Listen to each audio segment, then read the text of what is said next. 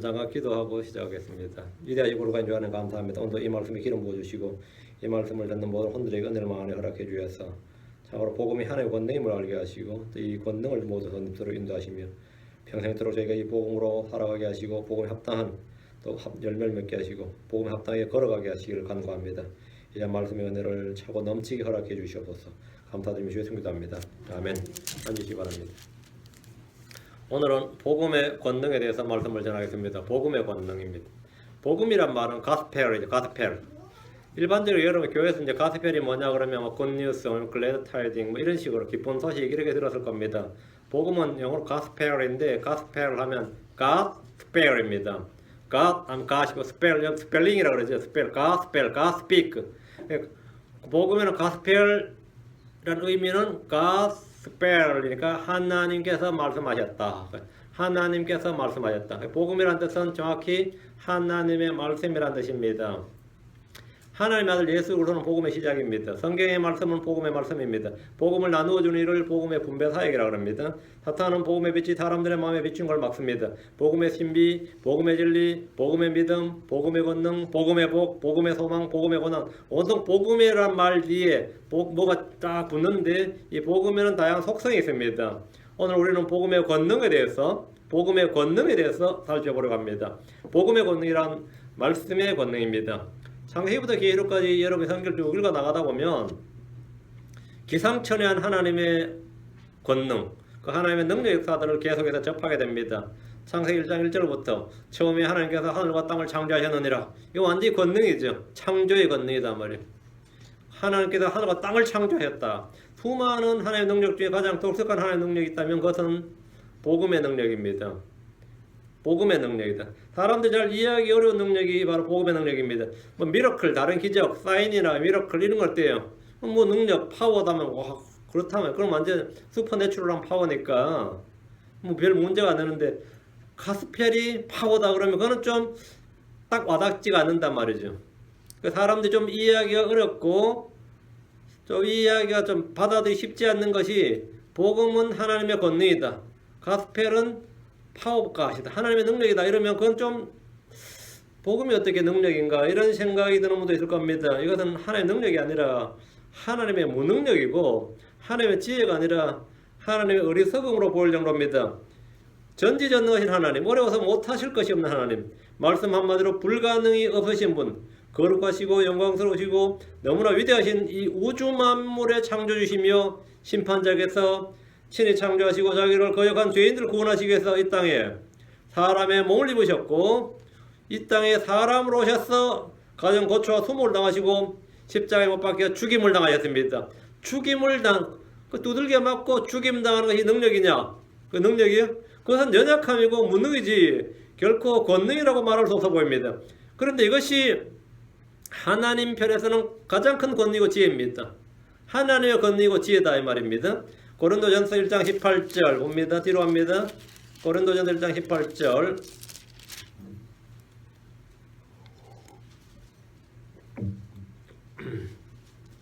십자가를 선포함이 멸망하는 자들은 어리석은 것이로되 구원받은 우리에게는 하나님의 권능이니라. 뭐가 하나님의 권능이라고요?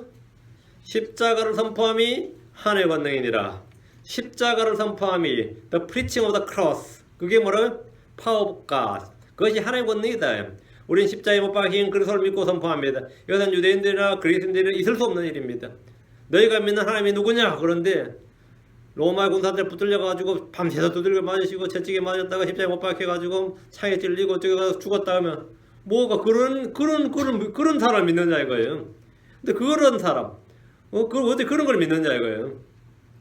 우린 십자가에 못 박히신 그리스도를 믿고 십자가에 못 박히신 그리스도를 선포합니다. 이것이 유대인들에게나 그리스인들에게는 있을 수 없는 일입니다. 그걸 어떻게 믿냐 이거죠. 2, 3절 우린 십자가에 못 박히신 그리스도를 선포하노니 우리 십자가에 못 박히신 그리스도를 선포하노니 많은 사람들은 기적을 일으킨 그리스도라든가 병자를 살리신 그리스도라든가 죽은 자를 살리신 그리스도라든가 그죠? 뭐 이런 그리스도를 선포하는 거 자랑스럽지만 십자가에 못 박히신 그리스도를 선포한다는 것은 좀 부끄러운 일이다 이거. 그런데 우리는 십자가에 못 박히신 그리스도를 선포하지 뭐 5,000명을 먹이신 그리스도를 선포하거나 그런 거 잘 안 한단 말이죠. 사도 바울도 여러분 바울서신 써보면 로마서부터 빌레몬서까지 어디도 예수님이 하신 기적이 안 나옵니다. 바울은 문둥병자를 고치신 예수 뭐 그런 거 있죠.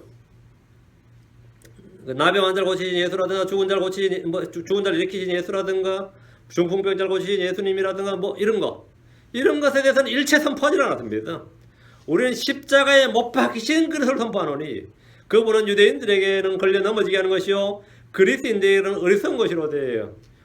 유대인들에게는 십자가에 못 박힌 그리스도란 말은 십자가에 못 박히신하고 그리스도란 말은 조합이 안 되는 말입니다. 그건 조합이 안 되는 말이에요. 그것은 마치 너무나 선한 마귀 이 말하고 같은 거예요. 선하다고 마귀하고는 조합이 안 되는 말이지. 근데 십자가에 못 박히신하고 크루시파이드하고 크라이스트란 말은 조합이 안 되는 말이에요. 그 유대인들이 그 말이 안 된다. 그 걸려 넘어지게 하는 거죠. 스탬블링 스톤이 되는 것이고 그리스인들에게는 그리스인들은 철학을 좋아하는데 그건 완전 풀리시하단 말이에요. 스튜피드한 일이다 이거예요. 어떻게 크라이스트가 십자가에 못 박힐 수 있느냐 이 말이에요. 그 말이 안 된다. 근데 우리는 크루시파이드 크라이스트를 선포하는데 그것이 It's the power of God. 그것이 하나님의 능력이다. 세상 사람들이 생각하는 지혜나 능력 이런 것이 아닙니다. 사람들이 매우 갈구하고 소원한 능력. 사람들이 말하는 그 파워는 뭐예요? 최소한 병을 고치는 능력이죠. 암 환자를 살리고 에이즈나 백혈병 같은 불치의 병을 고치는 능력. 소아마비를 일으키는 능력. 눈먼 소경을 그냥 눈을 띄워주고 귀머거리에 귀를 열어주는 또 나병 환자의 피부를 깨끗하게 하는 능력은 얼마나 놀랍고 매혹적입니까? 주님에게 이런 전혀 어려운 일이 아니었습니다. 만약 누가 손을 얹든지 단지 말로만 이렇게 행한다면 그 사람은 정말 능력 있는 사람이라 능력 있는 종이란 말을 듣게 될 겁니다. 복음서에서 예수님과 사도들은 이런 능력을 사람들 앞에서 많이 보여줬습니다. 권능 있는 일들을 수없이 많이 일으켰지만 이런 놀라운 능력으로 어떤 죄인도 구원에 이르게 할 수 없습니다.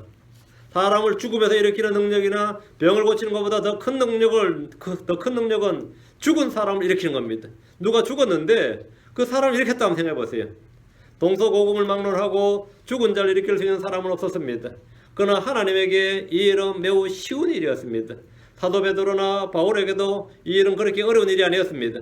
만약 지금 이 시대에 죽은 사람을 일으킬 수 있는 사람이 있다면 그는 사람이 아니라 신이라 칭송받을 겁니다. 하지만 생각해 보십시오. 죽은 사람을 일으키는 그 능력도 죄인을 구원에 이르게 하지는 못합니다. 자연환경을 변화시킨 능력은 자연환경을 변화시킨다. 성난 파도를 잠잠하게 하고 바다의 고개들을 그물에 차고 넘치도록 잡히게 하고 이 가뭄이 있는데 비를 내리게 하고 아니면 반대로 홍수가 나는데 가뭄이 들게 한다든지 동물을 마음대로 컨트롤할 수 있다든지 정말 대단한 능력입니다. 하지만 주님께 이런 일은 그다지 힘든 일이 아니었습니다. 주님께서는 메추라기를 보내셔서 광야의 이스라엘 백성들이 한 달 동안 배가 터지도록 고기를 주어 먹게 하셨으며 황충을 보내셔서 곡식들을 다 먹어 치우기도 하시고 우박을 내리시기도 하시고 하늘에서 불을 내리기도 하시고 별의별 기이한 능력을 많이 보이셨지만 그런 능력이 죄인을 구원에 이르게 하는 파워는 아닙니다. 만약 사람이 하늘을 날 수 있다 아니면 무리를 걷는 능력이 있다 생각해 봅시다. 어린아이들이 가장 갖고 싶어하는 능력 가운데 하나가 하늘을 마음대로 나는 겁니다. 사람들은 누구나 이런 능력을 갈구합니다. 하지만 이 능력도 죄인을 구원에 이르게 하지 못합니다. 순간이동이 가능하고 시간과 공간에 제약을 받지 않는 이런 능력이 있다면 얼마나 멋지고 황홀하겠습니까? 하지만 하늘을 날고 물을 걷는 이런 능력도 죄인을 구원에 이르게 하지 못합니다. 사람들이 가장 탐내는 능력 중에 하나는 예언할 수 있는 능력입니다. 예지력, predictable 말. 그 예언할 수 있고 prophesy, 앞을 미리 알 수 있고 미리 말할 수 있다요. 앞으로 일어날 일을 미리 정확하게 예언할 수 있다면 수백 년, 수천 년이 아니라 내일 있을 일만 내가 알 수 있다고 하더라도 이건 완전히 세상을 뒤바꿀 수 있는 거죠. 내일 일만 알 수 있더라도, 그죠? 사람들이 가장 갈구한 능력 가운데 하나가 바로 이 예언의 능력입니다. 여러분, 우리가 대학을 간다 그랬죠. 모든 학문의 목적이 뭐냐면 미래를 어느 정도 정확하게 예측하는 능력을 갖추는 데 있습니다. 그 인문학이든 자연과학이든 다 마찬가지예요. 내가 경영학과를 간다면 그 경영학과가 왜 필요하냐, 비즈니스 매니지먼트 왜 필요하냐, 그 데이터를 많이 수집해서 앞으로의 경영 환경을 예측할 수 있는 능력을 갖추라는 겁니다. 그걸 갖추어낼 수 있어야 그게 학문의 목적이에요.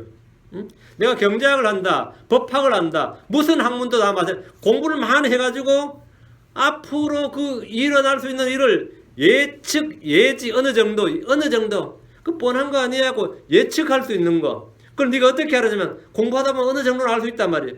그 모든 학문의 목적은 미래를 정확하게는 아니고 어느 정도 그 얼추 비슷하게라도 예측하는 능력을 갖추는 거예요. 응? 왜 여러분 연구소를 왜 만드냐? 왜 뭐 기업마다 연구소를 왜 만드냐? 예측 능력을 좀 해서 분석을 해서 앞으로 어떻게 될 것인지를 맞춰달라는 거예요. 좀 미리 말해달라고 연구소에 학자들을 불러 모으는 겁니다. 석사 박사를 불러 모으는 겁니다. 그리고 내년에는 경제 환경이 어떨 것 같고, 환율은 어떻게 될 것 같고, 뭐 석유가스는 어떻게 될 것 같고, 경제 지표는 어떻게 될. 근데 이게 맞추라고 불러서 돈 줘가지고 해놨더니만 할 때마다 틀려. 응? 환율 오른다 그랬는데 뭘 내려버리고. 왜 자신들도 한 대로 안 되는 거예요. 자신들이 배운 이론대로 집값이 오를 것 같습니까? 모르죠. 내릴 것 같습니까? 모르죠. 언제 올 것 같습니까? 그거 하려고 공부 시켜놓았는데 공부를 시켜놔봐도 잘 안 되더라 이거죠. 사람들이 가장 갈구하는 능력은 다 이런 이 예측력을 갖추는 겁니다. 그러니까 석사 박사도 안 되니까 점쟁이한테 가는 겁니다. 응? 점쟁이한테 가는 거예요. 안 된다 말이야. 아니면 감으로 때려잡는 거예요. 내가 경험상 보니까 내년쯤에 이렇게 될 것 같아. 근거는 잘 모르겠는데 느낌이 그래, 감이 그래요. 이렇게 나오는 거예요. 가장 강력하게 원하는 게 이런 예지력입니다.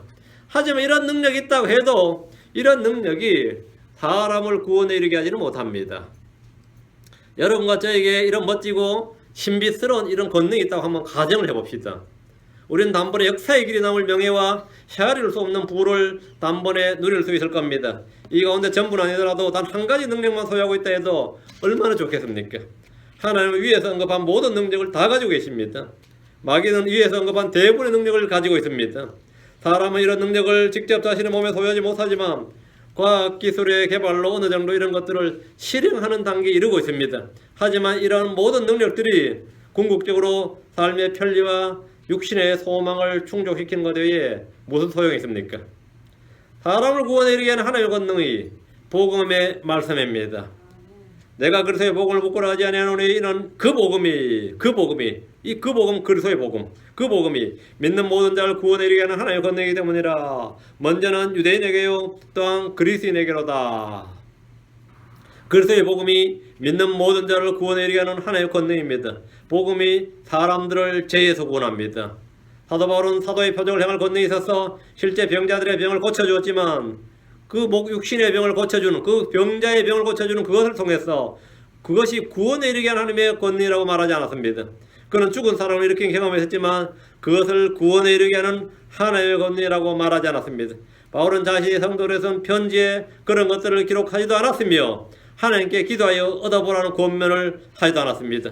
바울은 사랑을 추구하라는 명령을 했고 성령 충만함을 받으라는 명령을 했지만 다른 것들에는 관심을 갖지 못하게 했습니다. 이런 것은 모두 일시적인 것이고 약간의 유익이 있을 뿐입니다. 이는 사도 요한이나 베드로나 유다도 마찬가지입니다. 그들은 사복음서에 나서 주님이 행하신 어떤 일도 기록하지 않았습니다. 사복음서에서 주님께서 행하신 어떤 일도 기록하지 않았어요. 그들의 주관심은 뭐냐? 십자가에 못 박히신 그리스도밖에 없었습니다. 십자가에 못 박히신 그리스도의 복음에는 없었다 말입니다. 바울 사도는 반복적으로 그리스도의 복음에 대해서 말합니다.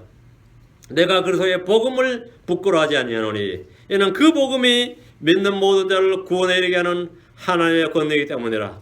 그 복음이 하나님의 권능이다. 그 복음이 하나님의 권능이다. 사람들이 부끄러워하고 이상하게 생각하는 그리스도의 복음이 바로 하나님의 힘이고 권능이고 능력입니다. 사람을 구원에 이르게 하는 하나님의 능력은 홍해를 가르시고 하늘에서 불을 내리는 데 있지 않습니다. 사람을 구원에 이르게 하는 하나님의 권능은 그리스도의 복음에 있습니다. 여러분과 저를 구원시킨 하나님의 능력이 바로 그리스도의 복음입니다. 십자가를 선포하면 하나님의 권능입니다. 그리스도인이 구원받고 나서 무기력한 원인은 하나님의 권능, 즉 복음이 내 속에서 희미해졌고 약해졌기 때문입니다. 여러분이 성령을 못 받아서 그런 게 아닙니다. 여러분 안에 그리스도의 복음, 하나님의 권능인 그리스도의 복음이 여러분 속에서 희미해지고 있기 때문에 여러분의 권능이 약해지고 있는 겁니다. 성령 충만을 원합니까? 그리스도의 복음으로 나를 채우십시오. 예수 그리스도께서 죄인들을 위하여 이루신 일들을 생각하시고 믿으시고 그것을 말하십시오. 가장 능력 있는 가장 파워풀한 그리스도인은 복음을 가장 많이 자주 확실히 전하는 사람입니다. 누군가에게 여러분이 복음을 선포하면, 그리스도 십자가를 선포하면 여러분 속에는 힘이 넘칩니다. 죄를 이기는 힘이 있고 세상을 이기는 힘이 있고 내 속에 끓어오른 정욕을 이길 힘이 주어집니다. 그것은 바로 preaching of the cross. 그것이 바로 power of God입니다. The gospel of Christ. 그것이 바로 하나님의 권능입니다. 바울은 로마의 성도들이 이렇게 말했습니다. 로마 15장 29절, 한 페이지 앞으로 넘겨서 로마 15장 29절, 내가 너에게 갈 때 그리스도의 복음의 복을 충만히 가지고 갈 줄로 확신하노라. 그리스도의 복음의 복, 여기다 얹어라. 그리스도의 복음의 복을, 그리스도의 복음의 복을, 그렇죠? I shall come in the fullness of the blessing of the gospel of Christ. blessing of the gospel of Christ. 그리스도의 복음, Christ, 그리스도의 복음, 십자가의 복음의 복입니다. 복음의 복을 가지고 간다. 복음의 복을. 여러분과 저에게는 병자를 고쳐줄 힘이 없지만 죄인을 구원에 이르게 할 하나님의 권능을 소유하고 있습니다. 우리는 삶의 모든 사건, 모든 문제를 한꺼번에 해결해 줄 힘이 없지만 그 사람의 죄와 불의와 불법과 모든 허물을 깨끗하게 할 수 있는 능력을 가지고 있습니다. 이것이 그리스도의 복음의 복입니다. 여러분과 저는 그리스도의 복음의 충만한 복을 가지고 어디로든지 가서 이 복을 나눠줄 수 있습니다. 친구들과 친척들에게 우리는 그리스도의 복음의 복을 나눠줄 수 있습니다. 세상 사람들에게 우리는 이 선물을 나눠줄 수 있습니다. 우리는 쿠폰을 안 주고 기프트 카드를 못 줄지라도 우리는 복음의 복을 나눠줄 수 있습니다. 선물 하나 줄까 하면 내가 당신을 위해 선물을 준비했다. 뭘 준비했겠어요? 복음의 복을 나눠주겠다. 이게 새해 복 많이 받으세요 하고 예수 믿으세요 하고, 그럼 여러분의 복음의 복을 준 겁니다. 그 사람 복 받은 줄도 모를 겁니다. 나는 여러분의 선물을, 영적 선물을 줄 수 있다. 복음의 복을 가지고 간다. 이거. 응? 친구들과 친척들에게 우리는 그리스도의 복음의 복을 나눠줄 수 있습니다. 세상 사람들에게 이 선물을 우리는 값없이 나누어 줄 수 있습니다. 바울은 로마에 가기를 굉장히 열망했습니다. 로마는 당시 세계 정치, 경제, 사회, 문화의 중심지였습니다. 그는 더 나은 삶을 위해서 이민을 가려고 한 것이 아닙니다. 자녀 교육을 위해 간 것도 아니고 직장을 구한 것도 아니고 교육을 위해 간 것도 아닙니다. 관광을 위해 간 것도 아닙니다. 그가 로마로 가고자 하는 단 한 가지 이유는 복음의 복을 나누어 주기 위해서입니다. 그는 영적 선물을 로마 교회 성도들에게 나누어 주기를 원했습니다. 로마서 1장 11절, 내가 너희를 간절히 보고자 하면 내가 너에게 어떤 영적 선물을 나누어 주어. 여기 내가 너에게 어떤 영적 선물을, spiritual gift, 영적 선물을 나누어 주어 너희를 굳게 세우고자 함이니. 바울은 로마 교회에 영적 선물을 나누어 주기를 원했습니다. 그래서 거기를 가고 싶어 한 거예요. 영적 선물을 나누어 주고 싶었다. 스피리추얼 기프트를 나누어 주고 싶었다는 겁니다. 복음은 영적인 선물이며 나누어 줄 수 있는 복이며 성도를 굳게 세워주는 겁니다. 우리 모두 이 시간 그리스도의 복음에 대해서 함께 상고해 보기로 하겠습니다. 고린도전서 15장으로 합니다. 우리가 복음하면 고린도전서 15장 1절에서 4절을 복음이라고 합니다. 이게 The Gospel of Christ라 그래요. 고린도전서 15장 1절 4절. 또한 형제들아, 내가 너에게 선포한 복을 너에게 밝히 알리노니. 바울이 선포한 복음이 뭐죠? 밝히 알리노니. 너 역시 그 복음을 받았으며, 복을 받았다. 성도들은 다 복을 받은 사람들입니다. 또 그 가운데 서 있느니라. 너희가 만일 내가 너에게 선포한 것을 기억하고 헛되이 믿지 아니하였으면 또한 그 복음으로 구원을 받았느니라. 그 복음으로 구원을 받았느니라. 복음은 구원에 이르게 하는 하나님의 권능이기 때문입니다. 복음을 받았다는 말은 구원을 받았다는 말입니다. 여러분이 복음을 받았다, 복음을 믿었다, 그 사람은 구원을 받은 사람입니다. 또한 그 복음으로 구원을 받았느니라. 내가 또한 받은 것을 무엇보다 먼저 너에게 전하였노니. 바울 사도도 복을 받았습니다. 누가 바울에게 복을 전해준 거예요? 내가 또한 받은 것을 무엇보다 먼저 너에게 전하였노니. 그것은 곧, 복음이 뭐냐? 그것은 복음은 곧 성경 기록대로 그리스도께서 우리의 죄들로 인해 죽으시고 묻히셨다가 성경 기록대로 셋째 날에 다시 살아나시고, 이것이 바로 그것, 복음입니다. 이것이 복음이에요. 이것을 받고 헛되이 믿지 않았으면 그는 그 복음으로 구원을 받았느니라. 받을지도 모른다, 받을 수도 있다, 받을 가능성이 있다, 그게 아닙니다. 받았느니라. 복음이 뭐냐? 그리스도께서 우리의 죄를 위해 죽으시고 묻히셨다가 성경 기록대로 셋째 날에 다시 살아난 겁니다. 그리스도의 복음은 예수 그리스도의 죽으심에 있습니다. 이 세상에 생명을 가진 모든 것은 다 죽습니다. 이 불확실성의 시대에 사람들이 아는 한 가지 확실한 것이 있다면 사람은 누구나 반드시 언젠가 죽는다는 겁니다. 어떤 이는 100세가 넘게 살다 죽지만 어떤 이는 뱃속에서 죽기도 합니다. 사람은 살기 위해 태어나지만 모두 죽습니다. 사람이 죽는다는 것은 전혀 이상할 것이 없습니다. 생각해 보십시오. 얼마나 많은 사람들이 죽습니까? 지금도 이 세상은 수많은 사람이 죽어가고 있습니다. 십자가에서 죽은 사람이 예수님밖에 없으셨습니까? 예수님이 죽으신 날만 해도 혼자가 아니라 2명이 더 있었습니다. 양쪽 십자가 강도가 죽었어요. 십자가형은 오늘날의 정기의자나 교수형과 같은 사형에 처하는 사형 도구입니다. 그런데 어떻게 예수 그리스도의 죽음이 복음이 될 수 있습니까?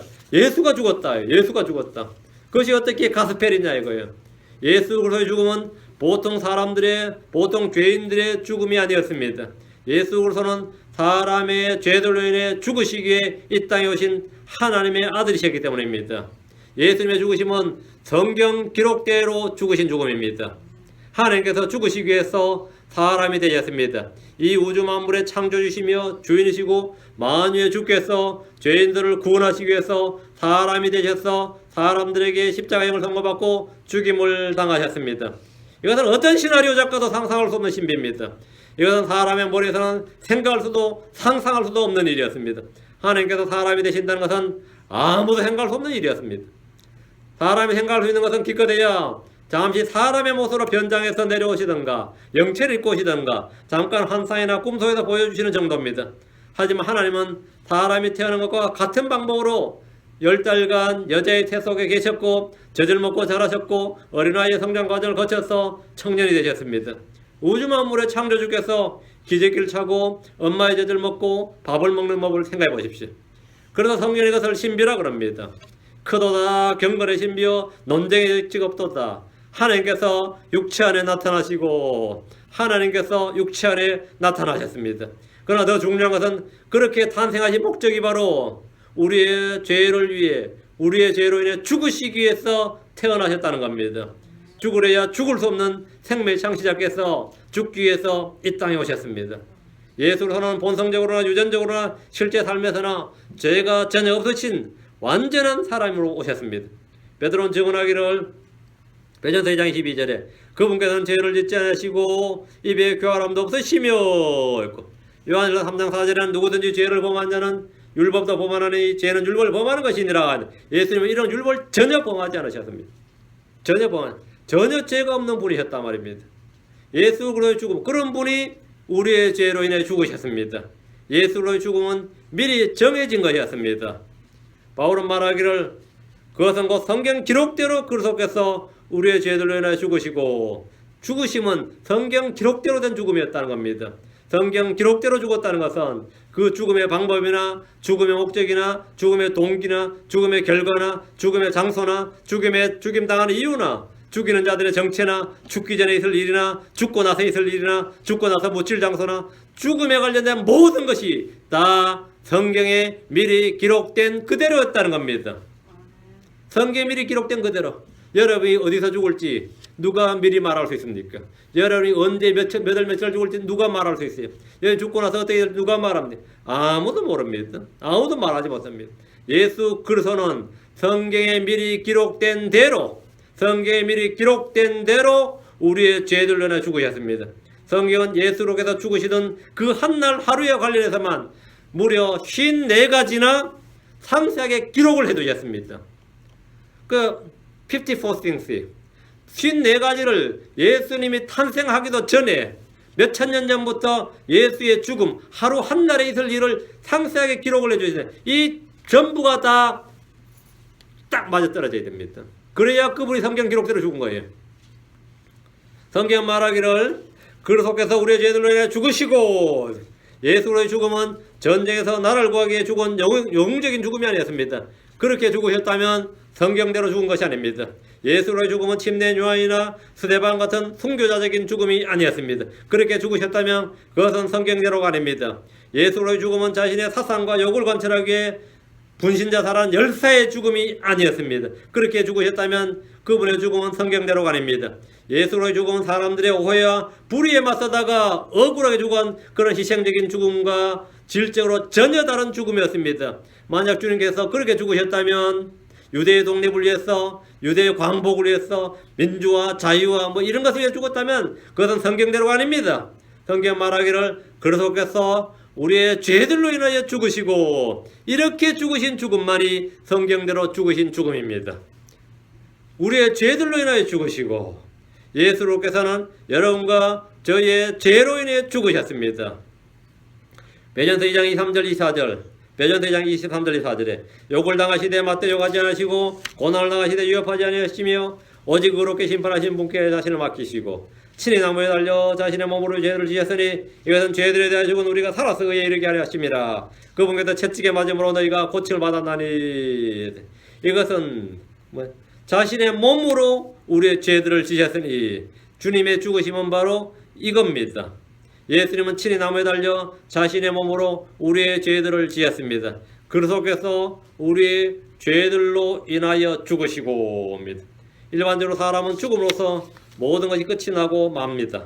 하지만 예수로는 죽으심으로써 모든 것을 시작하셨습니다. 예수님은 죽음으로 그 사역의 끝이 아니라 사실은 공생의 사역보다 죽으심으로 사실 구원의 사역이 시작된 겁니다. 예수님은 죽으심으로써 그분의 사역이 시작이 됐어요. 그분의 죽으심으로 구원이 시작됐고 부활이 시작됐고 죄사함이 시작됐고 하나님의 왕국이 선포됐고 모든 것의 시작이 그분의 죽음으로 말미암는 것입니다. 살아서 주님은 많은 일을 행하셨지만 죽으심으로 행하신 일은 훨씬 더 크고 많았습니다. 성경대로 according to the scriptures, 성경 기록대로 이 말씀은 창세기 3장 15절에서부터 하나님은 예수 그리스도의 죽음에 대해서 말씀하셨습니다. 예수님은 여자이신데 뱀의 씨로부터 발꿈치를 상한다. 이렇게 창세기 3장 15절부터 예수님께서 탄생하시기 이 모세의 기록은 1500년 전이고 모세의 기록은 1500년 전이죠. 아니야. 그건 4000년 전이란 말이죠. 이 아담의 이 말씀을 하신 저거는 그때 말씀하셨고 그걸 기록을 하셨단 말이에요. 다 기록을.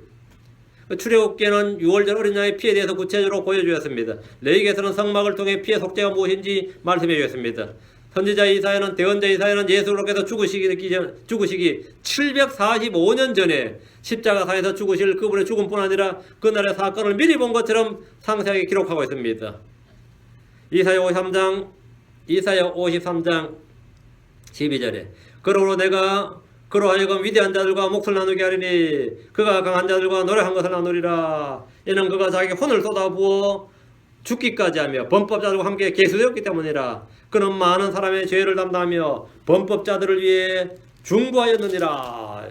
우리는 구약 성경을 통해 예수 그리스도의 죽음을 수천년 앞서 미리 내다봅니다. 예수로의 죽으심은 하나님의 지혜입니다. 예수로는 하나님의 권능이시고 하나님의 지혜시다. 근데 고린도서 2장 7절 8절. 고린도서 2장 7절 8절. 다만 우리는 이 신비 속에는 하나님의 지혜, 곧 감추어진 지혜를 말하노니 이 지혜는, 이 하나님의 지혜는 하나님께서 우리의 영광을 위하여 세상이 생기기 전에 정하신 것이라. 이 지혜는 이 세상 통치자들 중에서 아무도 알지 못하였으니 만일 그들이 그것을 알았더라면 영광의 주를 십자가에 못 박지 아니하였으리라. 하나님의 지혜, 감추어진 지혜, 세상이 생기기 전에 정해진 것은 뭐냐예요? 그래서 십자가에 죽으심이라는 겁니다. 하나님은 계속해서 우리의 상식과 이성을 뒤엎는 말씀을 하고 계십니다.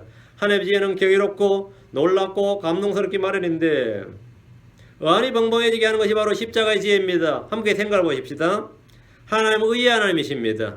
사람은 불의와 죄로 가득합니다. 하나님은 절대적으로 선하신 분입니다. 차마 악을 보지 못하시는 분입니다. 반면 사람은 태어나면서부터 악합니다. 하나님은 지극히 거룩하신 분입니다. 사람은 지극히 더럽습니다. 그렇다면 원수지간일 수밖에 없는 이 둘을 어떻게 화해하고 하나로 만들 수 있습니까? 율법의 수혜자신 하나님이 범법자들을 어떻게 용서할 수 있습니까? 세상에 어떤 지혜도 이 모순을 해결할 지혜가 없습니다. 마귀들도 천사들도 이 모순을 해결할 지혜는 없습니다. 예수 그리스도의 십자가는 이 모든 문제를 일거이 해결하는 하나님의 지혜입니다. 하나님의 지혜다. 고린도서 1장 23절 24절. 고린도서 1장 23절 24절. 우린 십자가에 못 박힌 그리스도를 선포하노니 그분은 유대인들에게는 걸려 넘어지게 하는 것이요 그리스인들에게는 어리석은 것이로되 부르심을 받은 자들에게는 유대인들에게나 그리스인들에게나 그리스도는 하나님의 권능이요 하나님의 지혜시니라. 그리스도는 하나님의 권능이고 그리스도가 뭐라? 하나님의 권능이라지. 이 그리스도가 어떤 그리스도죠? 앞에 나오죠. 십자가에 못 박히신 그리스도. 십자가에 못 박히신 그리스도를 선포하노니 그 그리스도는 하나님의 권능이시요 하나님의 지혜시니라. 여 그리스도는 더 크라이스인데 그리스도 앞에 그 자를 집어넣어야겠네요. 그 그리스도는 어떤 그리스도죠? 십자가에 못 박힌 그리스도. crucified Christ. 그 그리스도는 하나님의 권능이 하나님의 지혜시다. 그 그리스도는 어떤 그리스도? 예, 십자가에 못 박힌 그리스도. 우리가 선포하는 십자가에 못 박힌 그리스도는 하나님의 권능이요 하나님의 지혜시니라. 하나님의 권능이요 하나님의 지혜시니라. 선하시고 의로우시고 거룩하신 하나님은 저주받은 사람들의 모든 죄에 대한 형벌을 율법에 따라 철저하게 집행하셨습니다. 하나님 십자가에 높이 달린 예수 그리스도에게 인류의 모든 죄와 저주를 담당하게 하셔서 진노를 쏟아 부으셨습니다. 갈라디아 3장 13절. 갈라디아 3장 13절. 하나님의 공의와 사랑, 하나님의 공의와 은혜를 단번에 해결한 것. 하나님의 저주와 심판 그리고 사랑을 모두 다 한 번에 해결한 이 모순의 해결처가 뭐냐? 예수로 십자가입니다. 그리스도께서 우리를 위해 저주가 되사 율법의 저주에서 우리를 구속하셨으니 기록된 바 남에 달리는 모든 자는 저주받았느니라 하였느니라. 예수님은 저주받은 자다. 하나님의 저주받은 자. 죄 없으신 예수로께서 우리를 위하여 죄가 되셨습니다. 고린도서 5장 21절에 하나님께서 죄를 알지 못한 그분을 우리를 위하여 죄가 되게 하신 것은 우리가 그분 안에서 하나님의 의가 되게 하심이라. 주님께서 우리의 저주가 되셨고 우리의 죄가 되셨어. 하나님의 진노와 심판과 모든 정죄를 다 담당하셨습니다. 그리고 우리의 의가 우리로 하여금 하나님 안에서 의가 되게 하려 하셨습니다. 하나님 의가 되려 하십니다. 천성이 사악하고 왜곡된 사람은 하나님의 대속의 사랑과 공의마저도 있는 그대로 받아들이지 못하고 왜곡합니다. 대속은 공의롭지 못하다고 도리 하나님께 항변합니다. 다른 사람의 죽음을 통한 구원인 그것은 정의가 모순되는 것이다 이렇게 주장합니다. 과연 그렇습니까? 대속은 무능한 죄인을 살리는 합법적인 유일무이한 방법입니다. 세계 어느 나라나 민법상 대속은 모두 인정합니다. 하지만 형법상 대속은 인정하지 않습니다. 여러분이 만불을 빚을 졌다. 그러면 누가 만불을 갚으면 해결되죠. 그 민법상 대속이죠. 그거는 어느 나라나 다 인정합니다. 근데 이 사람이 10년형 감옥에 10년형이다. 근데 누가 대신 10년을 산다. 그럼 형법상 대속은 인정하지 않습니다. 형법상 대속 왜 인정하지 않죠? 그렇게 하면 가난하고 힘없는 사람이 일방적으로 권력층과 부자의 대속물이 되고 말기 때문에 그래서 법은 무용지물이 되고 말 것이기 때문에 형법상 대속을 인정을 안 하는 겁니다. 형법상 대속을 인정을 안 하는 거지. 민법상 대속은 다 인정하죠. 하지만 하나님은 반대십니다. 제자를 대신해서 선생님이, 병사를 대신해서 장교가, 아이를 대신해서 부모님이, 부하 직원을 대신해서 상사가 대속하는 것은 율법의 요구를 충족시킬 뿐 아니라 합법적이며 아름다운 일입니다. 그러니까 주인을 위해 종이 죽는다. 그것은 뭐 어떤 거죠? 주인이 종을 갈구든지 압력을 주든지 매수라든지 해서 할 수 있죠. 그것은 인정을 안 해요. 근데 종을 위해 주인이 죽는다. 그 말은 그건 인정이 돼요. 왜? 그건 그런 게 없단 말이죠. 신하를 위해서 왕이, 부하를 위해서 장교가, 종을 위해서 주인이, 그건 됐어, 오케이야. 거기에 대한 리뎀션은 어느 나라나 어디서나 그건 합법적으로 윤리적으로 아무 문제가 안 됩니다.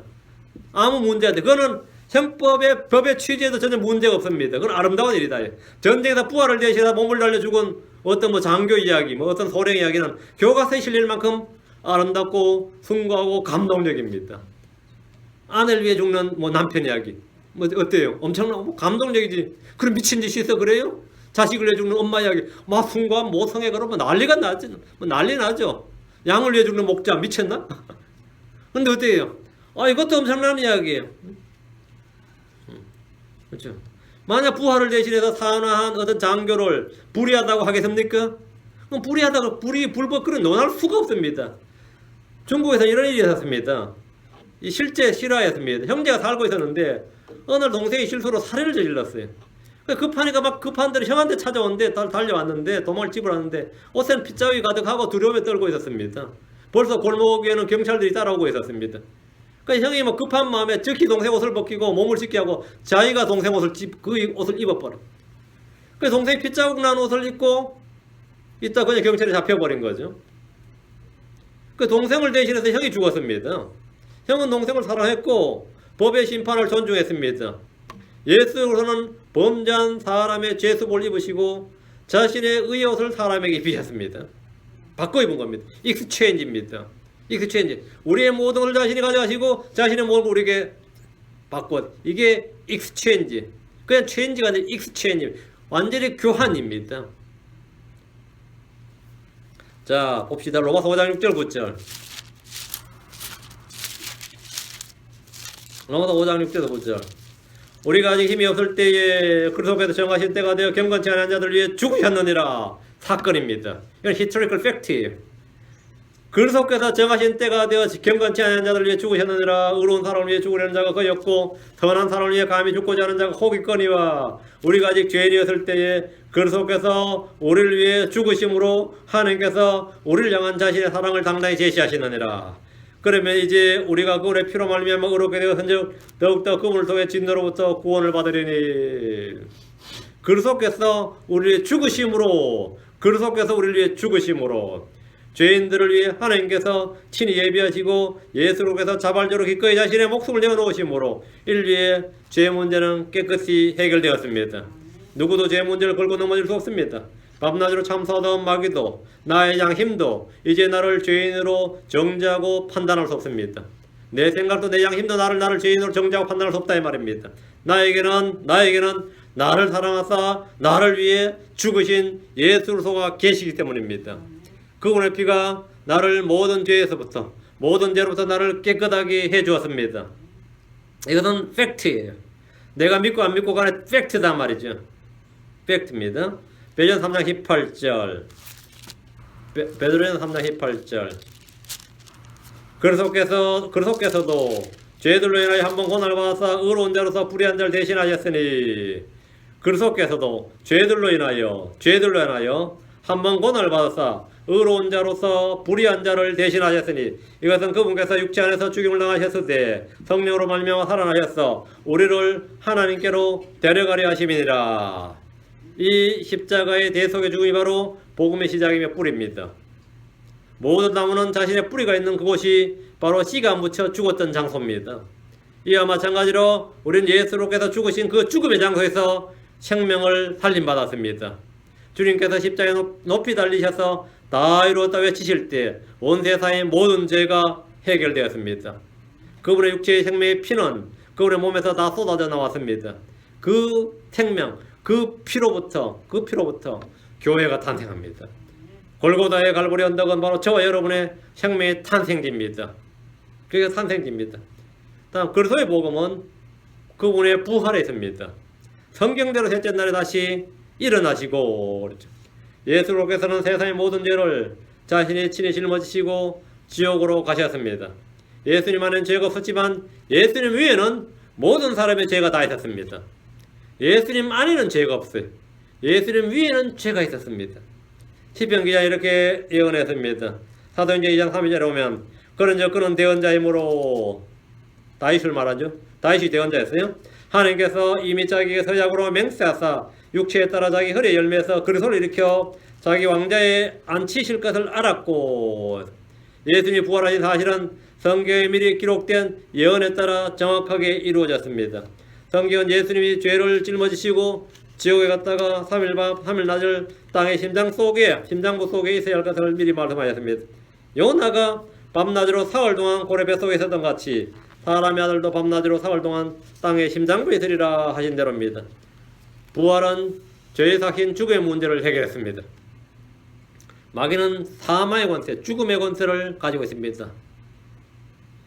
죽음의 권세를 가지고 있는데 히브리서 2장 14, 15절에 보면 그런즉 자녀들은 살과 피에 참여한 자들이므로 그분도 마찬가지로 같은 것의 일부를 취하셨으니 이것은 그분께서 죽음을 통해 죽음의 권능을 가진 자 곧 마귀를 멸하시고, 여기 보면 죽음을 통해, 예수님의 죽음을 통해 죽음의 권능을 가진 자 마귀를 멸하시고, 마귀는 죽음의 권능을 가진 자, 죽음의 권능을 가진 자고 마귀를 멸하시고 또 죽음을 두려워하여 평생토록 속과 얽매인 자들을 건져내려 하심이니라. 죽음을 두려워, 사망을 두려워서 사망의 얽매인 자, 사망의 속박에 얽매인 자들을 주님 건져내셨다. 우리가 예수님의 복을 믿는다는 것은 죽음의 권능에 얽매이지 않는 사람들입니다. 그리고 죽음의 속박에 해방된 자들이에요. 십자가는 죄와 율법의 문제를 해결하시는 하나님의 지혜고 능력이라면 부활은 죄의 결과, 죽음의 문제를 해결하는 하나님의 권능입니다. 이게 십자가와 부활이죠. 그 십자가 부활. 부활은 죽음의 문제를 해결했다. 죽은 자가 스스로 일어난다고 생각해 보십시오. 3일 전에 모든 사람의 본 앞에서 온몸에 몇 대인지는 모르지만 밤새 채찍을 맞으시고, 보통 이제 구절에 따르면 70대라 그래요. 근데 진짜 70대인지 율법에 따라서 마흔에 하나 가만 39대인지 이건 정확하지 않은데 보통 70대 채찍을 맞았다 그러는데, 이 머리에 가시관이 있고 양손과 발이 십자가에 매달린 채 가진 모욕과 수치를 당하시다가 로마 병사의 창에 옆구리가 터졌어, 찔렸어, 터졌어, 물과 피를 다 쏟으시던 분이 살아나셨습니다. 누가 그분의 부활하도록 기도해 준 것도 아닙니다. 누가 동굴 밖에서 나오라 외친 것도 아닙니다. 오히려 밖에서는 큰 바위로 동굴 입구를 막아두고 병사들이 지키고 있었습니다. 하지만 예수님께서는 이전과는 완전히 다른 모습으로 부활하셨습니다. 영광스러운 몸을 입고 나타나셨습니다. 처음에 제자들은 예수님을 알아볼 수 없을 정도였습니다. 이제 부활하신 예수로서는 더 이상 사람들의 죄와 상관이 없기 때문입니다. 예수님을 따르던 많은 제자들은 예수님의 십자가만을 보았을 때 모두 도망가 버렸고 숨어버렸습니다. 그들에게는 두려움과 슬픔만이 가득했습니다. 그렇게 능력 있고 그렇게 많은 일을 하시던 분, 그렇게 좋은 말씀 잘하시던 분이, 그렇게 기적도 많이 일으키시던 분이 저렇게 속절없이 죽어가지고 죽임 당해버리니 얼마나 그 따르던 사람들이 황당했겠어요. 죽어도 그냥 죽는 것은 그렇게 비참하게 죽을 수도 없었단 말이죠. 그들이 예수님의 부활을 친히 목격한 후에야 그들은 비로소 천하에 두려울 것이 없는 사람들이 되었습니다. 그들은 예수 그리스도의 부활을 통해서 비로소 십자가의 대속의 죽음과 그 의미, 그 실제적인 권능을 소유하게 되었던 겁니다. 십자가 없이는 부활이 있을 수 없습니다.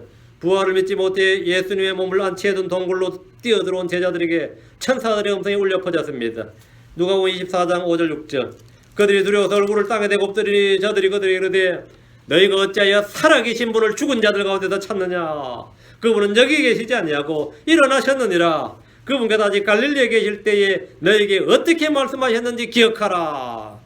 갈릴리에서 해주신 말씀이 있단 말이죠. 고난을 받으시고 죽으시고 셋째 날에 다시 일으켜진다. 이렇게 그걸 기억하라. 갈릴리에 계실 때 너에게 어떻게 말씀하셨는지 기억하라. 어떻게 말씀하셨어요? 복음을 말씀하셨다. 우리의 죄로 인해 죽으셨다가 묻히셨다가 셋째 날에 다시 일으켜지신다. 예수의 십자가의 죽으심과 부활은 인류의 모든 죄와 사망의 문제를 완전히 끝장내셨습니다. 유대인들이 부끄러워하고 그리스인들이 어리석게 여긴 십자가와 부활이 바로 사람들을 구원하게 하는 하나님의 권능인 겁니다. 하나님의 어떤 표적이나 기적도 사람들을 구원에 이르게 하지 못합니다. 사람의 구원에 이르는 유일한 길은 복음을 믿는 겁니다. 로마서 1장 16절 다시. 내가 그리스도의 복음을 부끄러워하지 아니하노니 이는 그 복음이 뭐죠? 그리스도의 복음이 믿는 모든 자를 구원에 이르게 하는 하나님의 권능이기 때문이라. 먼저는 유대인에게요 또한 그리스인에게로다. 우리는 진정으로 하나님의 능력을 소유하고 있습니다. 복음을 가지고 있다는 것은 사람을 구원에 이르게 하는 하나님의 권능을 소유하고 있다는 겁니다. 우리는 누구라도 구원에 이르게 할 수 있습니다. 그것은 복음 선포를 통해 가능합니다.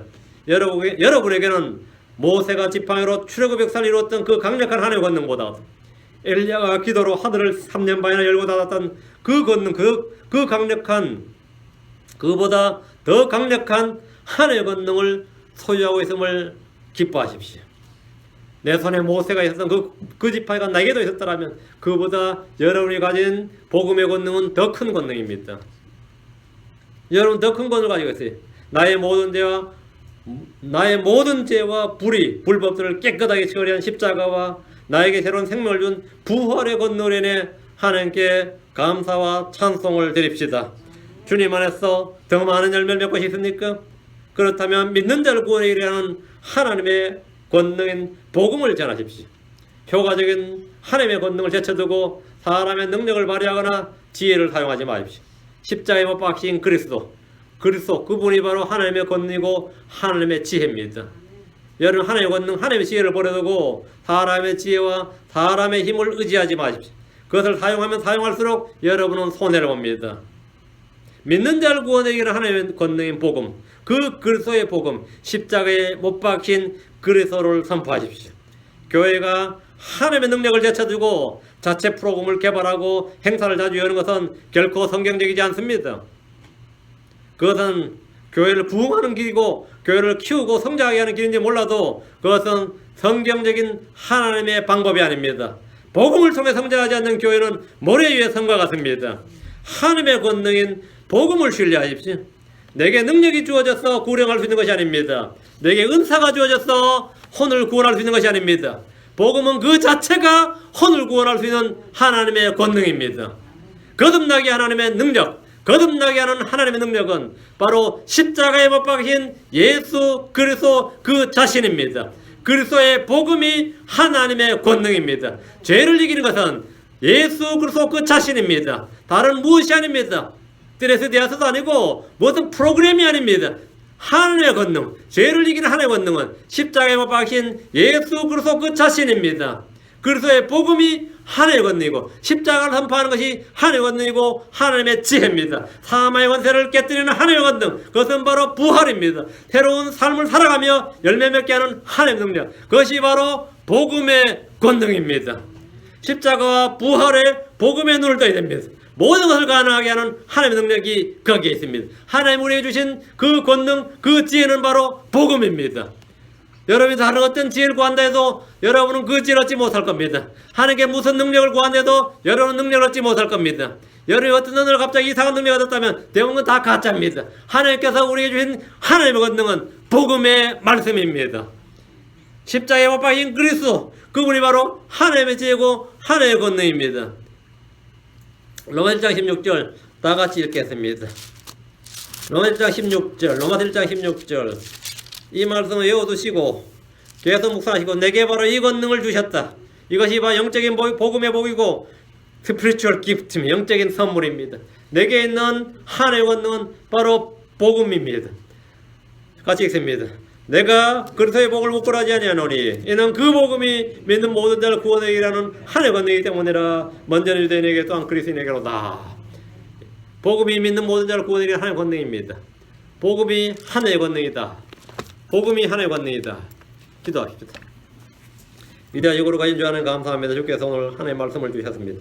저에게 그리스도의 복음, 십자가에 못 박힌 그리스도, 이 복음의 권능을 허락해 주셔서 감사합니다. 이것이 하나님의 지혜고 하나님의 권능인 것을 믿습니다.